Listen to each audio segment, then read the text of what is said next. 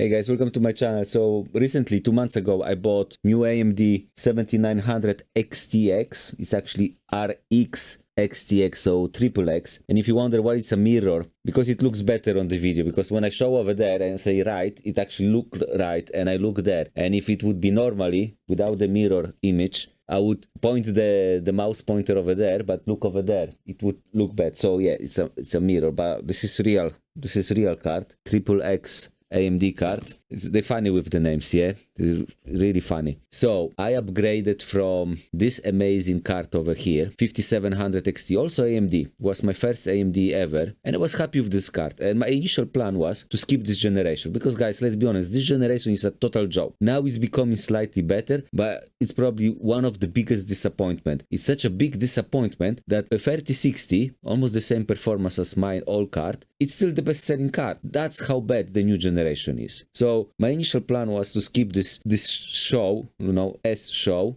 and wait for a good generation. But I recently made a video about potential another GPU shortage, and I think that unfortunately I can be right. And I, slightly panicked that it can be true. And I was thinking, okay, if there will be GPU shortage, and then AMD won't release a high-end card next generation, will stuck with my card, old card that is slowly becoming not enough. And I wanted to play Armored Core 6 because I'm fan of FromSoft games, and my GPU slowly is becoming a little bit too slow. I would be okay, but if I would have to wait too long, I wouldn't be happy. Like during the crypto mining boom shortage, that was horrible. If somebody was waiting for the generation and was planning to buy a card and then they was stuck with the old card, I didn't want that. So my initial plan is to be wise person and choose a wise card, like a smart choice. So one of the most obvious choice for me, in my opinion, was this one, 4070. It's like good performance, almost double the performance, with nice DLSS, all the features, not much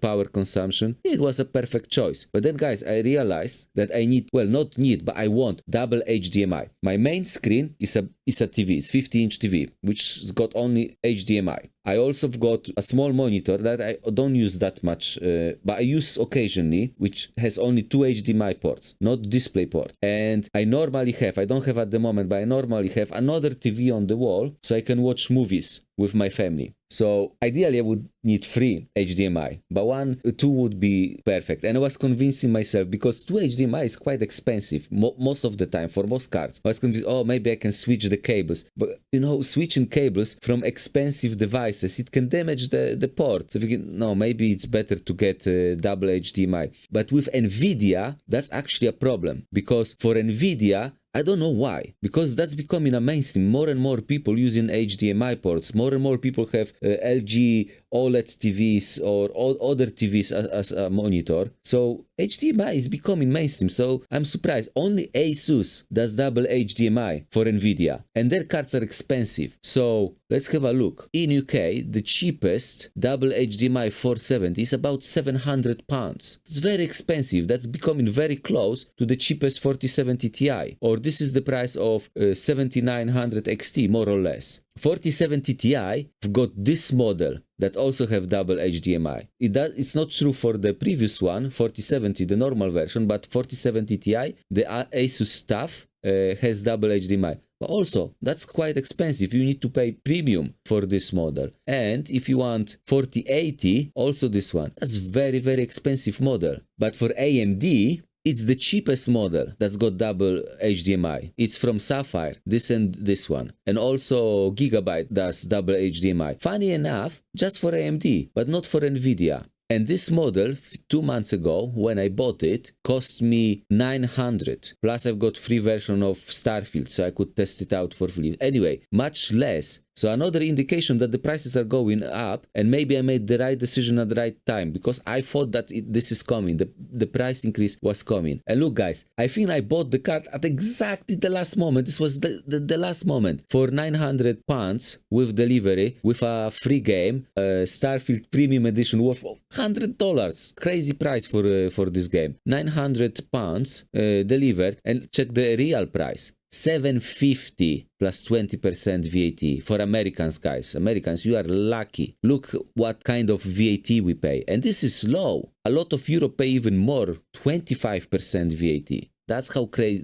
That's why the prices in Europe are crazy. So I was thinking 4070 double HDMI, very expensive, very expensive. If I want double HDMI, 4070 Ti, look, 830. That's a price range of 7900 XTX, and the performance gap is quite big. And if I wanted 4080, like a lot of people were convincing me, look, where is the model? Look, the price, insanity. This is double HDMI. This is, you know, like, and check again over here. So I was thinking about, this is my card. So I was thinking about this one here, almost double the performance, but then I realized how expensive it is to have double HDMI. Then I checked 4070 Ti and then realized, but look, almost double, over double the performance. But double HDMI is so expensive. And then checking this one, this one just looks cheap comparing to this card. That looks like a really good deal. Okay, I will take the AMD card again. Even though I was initially thinking about NVIDIA. But with NVIDIA, there's another thing. NVIDIA is losing goodwill of gamers. It's losing mine. Like, I don't like that they have so much market share, but also they don't play nice. They're becoming greedy. And I will show you, they're not becoming greedy only with us. But look, this is gross margin of NVIDIA. Look, it's going up. And they squeezing not only gamers, they squeezing AAB partners. They making less than 10% profit. With taking such a big risk, selling such an expensive product, so many things can go wrong, and they make what, 5%? 10%? No wonder EVGA quit. They didn't want to make any deal with them. So guys, a lot of people comparing 7900 XTX to 4080, but the real price bracket is closer in many cases for a lot of people to 4070. So 800, let's talk in dollars, yeah? 4070 Ti, it's about $800. MSRP, or, you know, the real price, $800.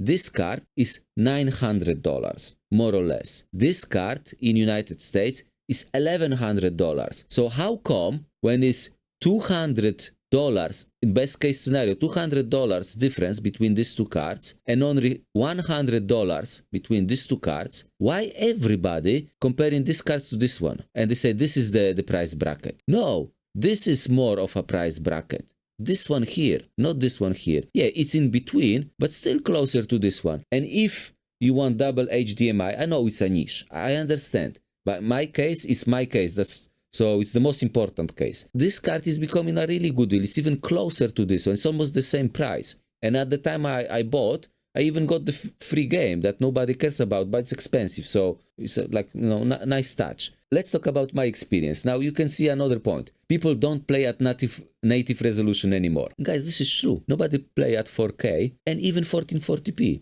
And let's have a look over here. I've got a nice slide. This is FSR, but the DLSS is the same. Yeah, at 4K. Look guys, 4K. If you choose quality, the native resolution is upscaled from 1440p. Nobody, even if you have 4090, you add DLSS. You add the DLSS. And FSR, a lot of people said FSR looks way worse than DLSS. Yeah, maybe, but at 4K, there's almost no difference. I don't see difference. At 4K is the same. But look, this is 1440p native. And you can go lower. Performance is 1080p, yeah, at 4K. And 1440p quality is lower, input resolution is lower than 4K performance. So I think 4K displays, 4K TVs, 4K monitors is becoming mainstream because of FSR and DLSS. Because you can have so much performance at 4K. And 4K is amazing, by the way, but that's a subject for another video. And look, you've got a lot of performance, you know, native, unplayable. This is not my card, by the way. This is 4070 Ti 7900 XT. But you add so much performance by adding DLSS. And it's the same as 1440p or just about a little bit less. There is a bit penalty for using DLSS than going native, but not far off, you know. Over here, DLSS, native. DLSS here, native. So yeah, it's pretty amazing. And look, like I will show you a few benchmarks. 4090 7900 XTX. If you add FSR quality, it's quite small over here. Let's make it bigger. You know, the FPS is very close. And I know this particular game is exceptional because such a badly optimized for NVIDIA. But it's not just this game. You know, look, this is 4090 7900 XTX. If you add FSR or DLSS, because as I said, most people use it, the difference is becoming smaller between these cards. You get like top-end performance. And let's check some benchmarks. Yeah, this game is badly optimized. So yeah, it's below 4080, but it's still playable. And you would use the FSR. Yeah, so you would be somewhere here. So guys, Armored Core, this is the game I bought the GPU for. So I had this card over here, 5700 XT. And look, at 1440p, I would have drops below 60 FPS. I would be playable. Yeah, I would enjoy the game, but, you know, it would be less. And look, the performance difference, massive. And because I have such a powerful card now, I could enjoy this at 4K. And this game has no FSR, no DLSS, nothing like that. So only native. And it looks amazing at 4K because it's very simplistic.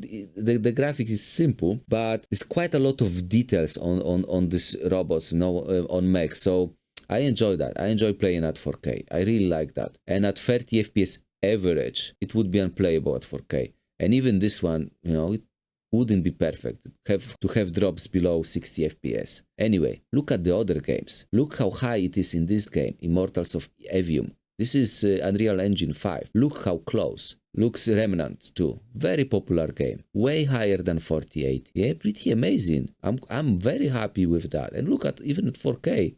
But this FPS is unplayable. So you need to add FSR DLSS and get somewhere here. Very cool. Very nice.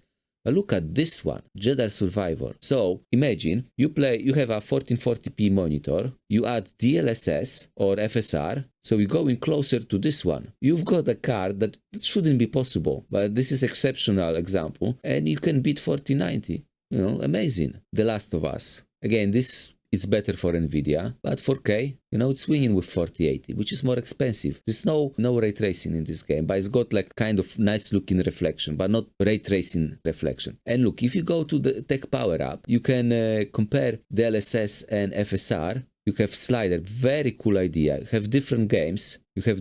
So you move FSR 4K, you stop. Look, you can zoom in, like super close zooms. And you can decide what is better. DLSS is more like soft and FSR is more sharp. Depends what you look. But at 4K, from like normal distance, it's no difference. It's not possible to tell the difference. Not for me personally. Even at 4K, 50 inches screen, I really cannot tell the difference. At least from the screens. I need to make like zooms like, yeah, per pixel, individual pixels. Then you maybe can see a slight difference. And even then, it's hard to tell, even when you zoom like that, what is better at 4K. And you have different resolution. Super cool. I highly recommend to check it out if you're interested in that. Very nice. And guys, so let's talk about some other stuff. FSR looks great at 4K. I'm super happy with that. I don't miss DLSS that much, like in terms of quality. FSR, perfect.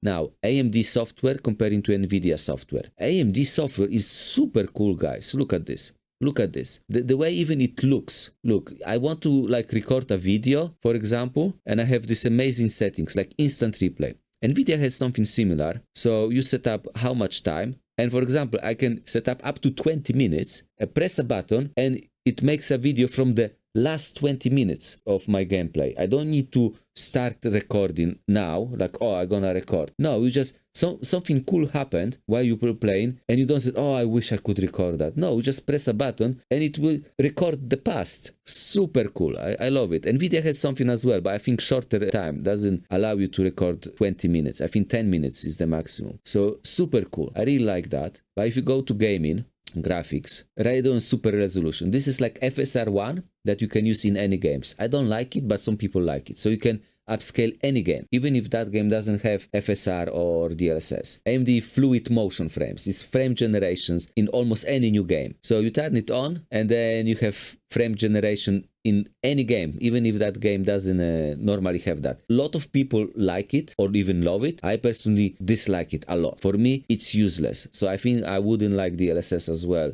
DLSS free. So for me, it's useless. I'm happy with 60 FPS and you need 60 FPS to even turn it on. So for me, this is zero benefit. It's just the downside of using that. So this is not for me. But anyway, this is cool. A lot of people like it. Anti-lag, I don't need it. I like the Radeon Chill, so I can, like, I will show you how it works. So normally, you set up the max FPS, and this is FPS that you normally get. I set up to 60. And minimum FPS, this is interesting how it works. This is when you don't move camera, and then it drops to 30 FPS. And because FPS you need most when you turn the camera, And when you don't move camera, 30 FPS looks exactly like 60 FPS. And you can save energy if you look in that. And I know this exact GPU is super energy hungry, but you can save some energy. Very cool. I really like that. You have nice overlay. Overlay is actually very cool. Very nice overlay. So you have like that, but you can move on the top of the screen, so it doesn't cover your game, and have just the small info similar to Steam overlay you have in the corner. So this is very cool as well. It's just nice. It's just these small things that just makes the experience better. But this is not that important. It's just a nice touch. The frame generation, as I said, I really don't like. And guys, the ray tracing. I moved from GPU that cannot do ray tracing to a GPU that can do ray tracing quite well, but I'm just quite disappointed. So far in the games I tried, and I don't have that many games, but I tried in few, and I just really don't like. And let's see what I've got. So I've got some games, yeah. These games, no ray tracing. This one have very simple ray tracing, and I see no difference. Like literally, I see no difference. It's like having fun with your children, and they have books, and you need to check the difference, spot the difference. And it's kind of the game, within the game. Where is the difference? But this is like super hard because I cannot find any difference. That's how ray tracing is for me in many games. Here I cannot see the difference. There is no ray tracing here. Ray tracing here is a joke. You just slash performance in half and you see no difference. This is probably the best ray tracing in games I've got, because this game got a big update recently, so now it's very hard to run at the highest settings. And in this game I see ray tracing and it looks good, it makes experience better, but it's still not amazing. I could play without it. The difference is visible but not amazing for the performance hit. But anyway, I can play at 60 FPS, 4K FSR on, so it doesn't matter. Ghost Runner, I don't see the difference much. This one it's interesting because everybody says it's like a showcase of what ray tracing can do. And I definitely see the difference, but it doesn't change anything. It's just I see a reflection of myself in the windows, and that's the main difference. It's nothing burger for me, really nothing special. Returnal, the ray tracing is just hitting your performance. I don't see much difference. Resident Evil, the same. No tracing here, no tracing here. And ray tracing here is probably the most ridiculous because I don't see the difference. I don't know where exactly the ray tracing happening, but the performance on this card is slashed by like 60 or 70%. It's like to ridiculous level for no visual improvement, like zero. I don't see the difference. Maybe like Digital Foundry make like a detective movie and show you like 500% zoom and say, look, this is very clear. You have shadow under his arm. Can't you see it? It's obvious, this kind of like making, I don't know. I just don't understand this ray tracing in most games, except maybe this one. This I clearly see improvement in this game. So I have one game when the ray tracing matters, like really, and it's still not that big of a deal. But yeah, it's nice in one game. So I'm not a fan of ray tracing yet. I see the potential, but for me at the moment, it's nothing special, really. Really, I could have a card without ray tracing. An extra ray tracing performance is not worth to pay extra for me personally. Everybody is different, but I also don't have Cyberpunk and I'm not looking forward to play that game. If you want to play that specific game, yeah, of course, buy 4090, but not for me. Driver Smith, well, this is funny. This is the reason why I bought another AMD GPU, because guys, you remember this game, yeah? Like the drama, like this game is crashing, it's horrible. Did you know that one of the reason, or maybe even the main reason why the game was crashing is because of drivers? NVIDIA drivers. Look, they released a hotfix that fixed the random crash. I had no crashes in this game. I had AMD and I was thinking, why everybody has this problem? I have no crashes. The thing is, when a game crashes and you've got NVIDIA GPU, NVIDIA drivers, it's obvious it's developers' fault. Even if it's driver's issue, everybody blames the game. When AMD crashes, everybody blames the drivers. That's how it works. That's the reality. And, I had the same experience with other games like Armored Core. People saying that the game's crashing since always, especially when you have ray tracing on. I don't have any crashes. I don't, And is this the same? Or is it a different reason why some people have crashes and I don't? Returnal, the same story, guys. People have crashes, stuttering. I don't.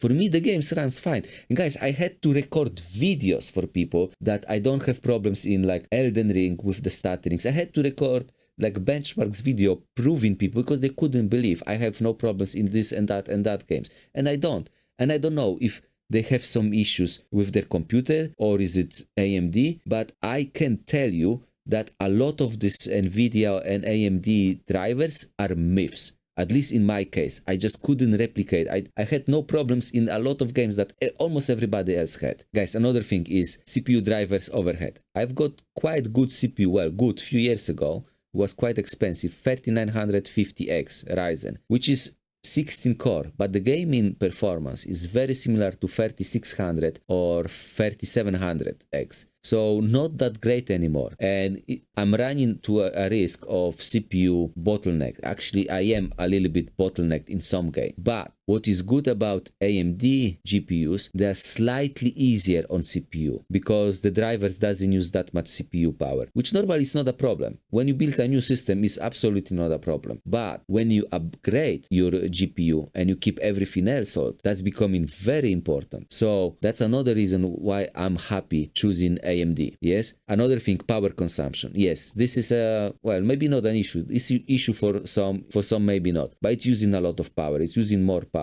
On idle, I don't have that much problem. When I'm not touching anything, the GPU using like 10 watts. So not that much. But the moment I'm starting like moving a mouse and start watching YouTube, it can easily go to over 100. But maybe not without nothing, but like now when I'm using OBS, I think it's over 100. And now at the end, DLSS and FSR. And this is probably the most important benefit of having NVIDIA, and not just about DLSS looking better at FSR, because at 4K I don't think there is a much difference. This is not meaningful difference, but the difference is quite big or becoming bigger when you either play at 1440p and at FSR quality, because then let's go back. When you play at 1440p and you're using quality, look, the input resolution is below 1080p. So then DLSS and FSR is becoming more important because the difference in quality, it's more visible. With 4K, I'm at quality, this is 1440p. And even if I add maximum DLSS or FSR performance, it's still higher input resolution than 1440p quality. So here you go. So yes, DLSS and FSR. DLSS looks better for most of people. Some people may like FSR more because it looks like more sharp in some cases, like this added sharpening effect. Like at 4K, I see this argument. It can be valid. At 4K, FSR can look better for some people. I don't think for most, but for some, especially if you're AMD owner and you have no access to DLSS. And of course, this looks better. Of course, you prefer sharper. But there's another argument for DLSS, and there are games that don't have FSR, like this one here, Ghost Runner or Control. There's no FSR. It means no upscaling at all. This when NVIDIA wins the most. It's this game slowly disappearing. Like new games have both usually, or at least FSR actually. So there is almost no new games that have DLSS but no FSR. But there is still some kind of old, well, newish games. There's not super old games. Or this one here as well, actually, where has only DLSS, no FSR. So that's DLSS is probably still the biggest argument for NVIDIA, in my opinion. Not ray tracing, I don't care about that. Frame generation is absolutely pointless for me. This is horrible. I was looking into that. I was hoping I will like it. I wanted free performance. But for me personally, such a big disappointment. But DLSS, this is an argument. This is still, I think, important argument. But apart of that, I think AMD, guys, I like it. I just like it. I'm very happy. I'm happy I went with AMD once again. And also NVIDIA just losing goodwill. They're not nice with us, guys. They abuse their position. They charge too much. They're becoming too greedy. It's not healthy for the market. This is not argument, for me to advise go with AMD because it will be better for everybody else. In my case, when I see that AMD is so close to NVIDIA, or in many cases better, this is yet another reason for me to choose AMD. And I feel good with that. I feel good. And I'm really happy with this card. At this price, when this card competing with that card, not this one, but more with this one, yeah, I think I made a good choice. Was it sensible? No, guys. Absolutely no. More sensible would be 7800 XT or 4070 non-Ti, that's the card where, you know, the good deal finish, like when it's kind of wise. With this one, no. Do you need to be rich to buy this one, or even 4090 or whatever? No, you just need to be irresponsible. That's it. So yeah, guys, thank you for watching. Don't forget to like, subscribe, and see you later.